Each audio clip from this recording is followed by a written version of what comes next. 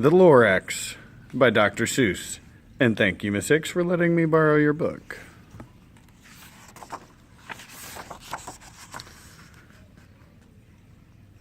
At the far end of town where the grickle grass grows, and the wind smells slow and sour when it blows, and no birds ever sing excepting old crows, is the street of the lifted Lorax. And deep in the grickle grass, some people say, if you look deep enough, you can still see today where the Lorax once stood, just as long as it could, before somebody lifted the Lorax away. What was the Lorax, and why was it there? And why was it lifted and taken somewhere? From the far end of town where the grickle grass grows, the old Onceler lives here. Ask him. He knows. You won't see the Onceler. Don't knock at his door. He stays in his lurkum at the top of his store. He lurks in his lurkum cold under the roof, where he makes his own clothes out of miff-muffered moof. And on special dank midnights in August, he peeks out of the shutters, and sometimes he speaks and tells how the Lorax was lifted away. He'll tell you, perhaps, if you're willing to pay. On the end of a rope, he lets down a tin pail, and you have to toss in 15 cents and a nail, and the shell of a great-great-great-grandfather snail. Then he pulls in the pail, makes a most careful count to see if you've paid him the proper amount. Then he hides what you paid him away in his snub, his secret strange hole in his groovulous glove. Then he grunts, I will call you by whisper my phone, for the secrets I tell are for your ears alone. Sloop. Down slips the whisper my phone to your ear, and the old Onceler's whispers are not very clear. Since they have to come down through a snurgly hose, and he sounds as if he had smallish bees up his nose. Now I'll tell you, he says, with his teeth sounding gray, how the Lorax got lifted and taken away. It all started way back. Such a long, long time back.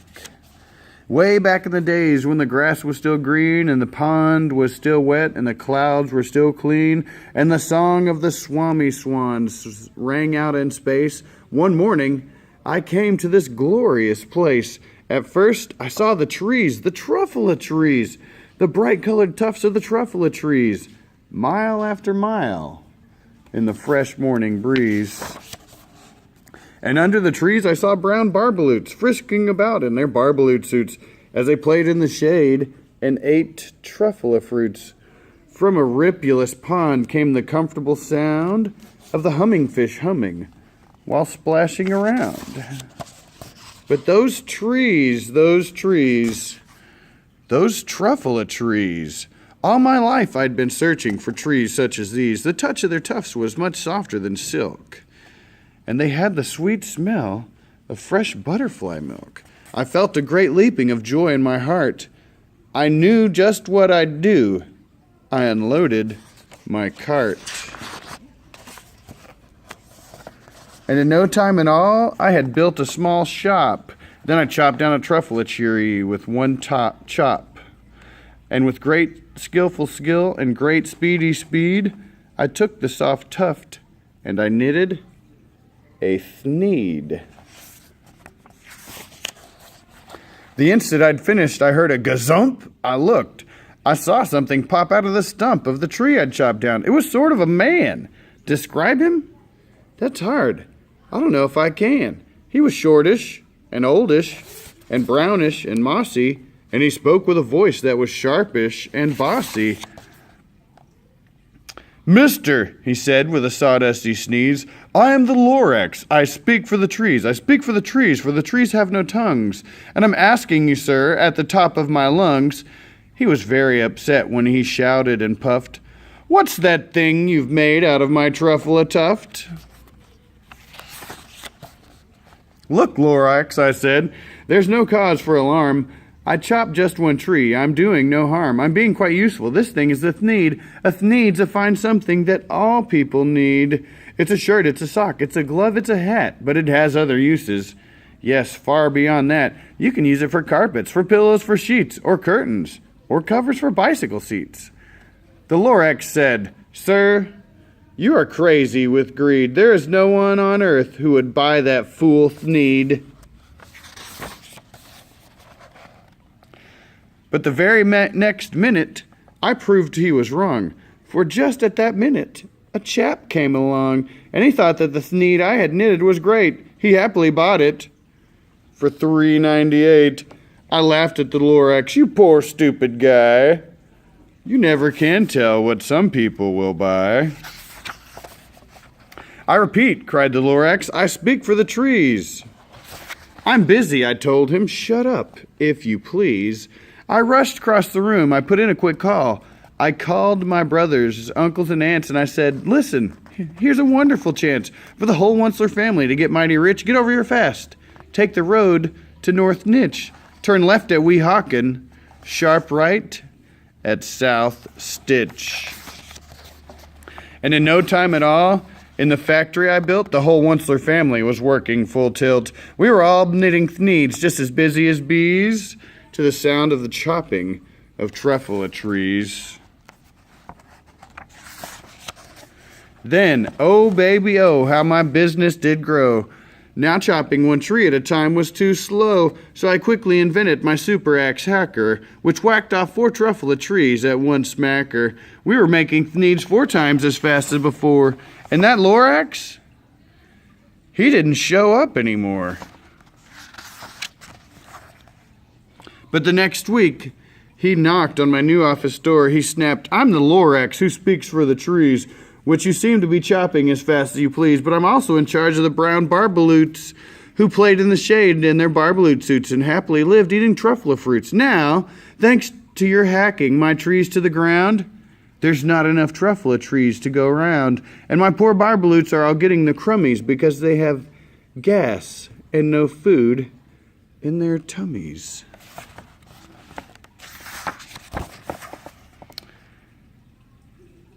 "They loved living here, but I can't let them stay. They'll have to find food, and I hope that they may. Good luck, boys," he cried, and he sent them away. I, the Onceler, felt sad. But business is business, and business must grow, regardless of crummies and tummies, you know. I meant no harm, I truly did not, but I had to grow bigger, so bigger I got. I biggered my factory. I biggered my roads. I biggered my wagons. I biggered my loads. To the Thneeds I shipped out, I was shipping them forth to the south, to the east, to the west, and to the north. I went right on biggering, selling more Thneeds, and I biggered my money, which everyone needs. Then he came back. I was fixing some pipes when that old nuisance Lorax came back with more gripes. "I'm the Lorax," he coughed and he whiffed. He sneezed and he snuffled, he snargled, he sniffed. "Onceler," he cried with a gruffulous croak. "Onceler, you're making such smogulous smoke. My poor swami swams, why they can't sing a note. No one can sing who has a smog in their throat." "And so," said the Lorax, "please pardon my cough.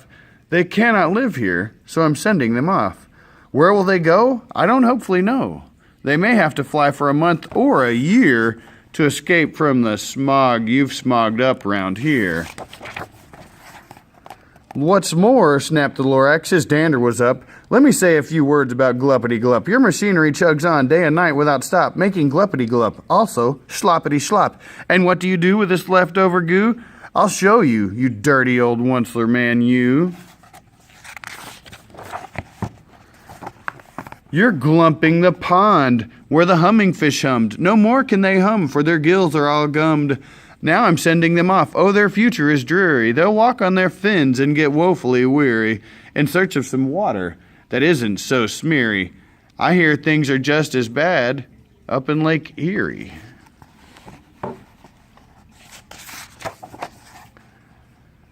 And then I got mad. I got terribly mad. I yelled at the Lorax, "Now listen here, Dad. All you do is yap yap and say bad, bad, bad, bad. Well, I have my rights, sir, and I'm telling you, I intend to go on doing just what I do. And for your information, you Lorax, I'm figuring on biggering and biggering and biggering and biggering. turning more truffula trees into needs, which everyone needs. At that very moment, we heard a loud whack. From outside in the fields came a sickening smack of an axe on a tree. Then we heard the tree fall, the very last truffula tree of them all.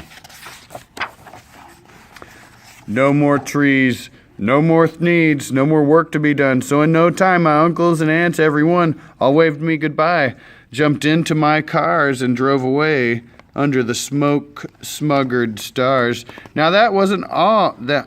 All that was left 'neath the bad-smelling sky was my big empty factory, the Lorax, and I. The Lorax said nothing, just gave me a glance. He just gave me a very sad backward glance. As he lifted himself by the seat of his pants, I'll never forget the grim look on his face when he hoisted himself and took leave of this place, through a hole in the smog, without leaving a trace.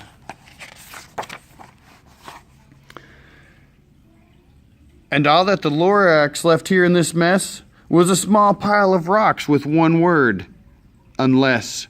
Whatever that meant, well, I just couldn't guess. That was long, long ago, but each day since that day, I've sat here and worried away. Through the years, while my buildings have fallen apart, I've worried about it with all of my heart. But now, says the Onceler, now that you're here, the word of the Lorax seems perfectly clear. Unless someone like you cares a whole awful lot, nothing is going to get better. It's not. So catch, calls the Onceler. He let something fall. It's a truffula seed, the last one of all. You're in charge of the last of the truffula seeds. And truffula trees are what everyone needs. Plant a new truffula, treat it with care, give it clean water, and feed it fresh air. Grow a forest, protect it from X's that hack. Then the Lorax and all of his friends may come back. The end.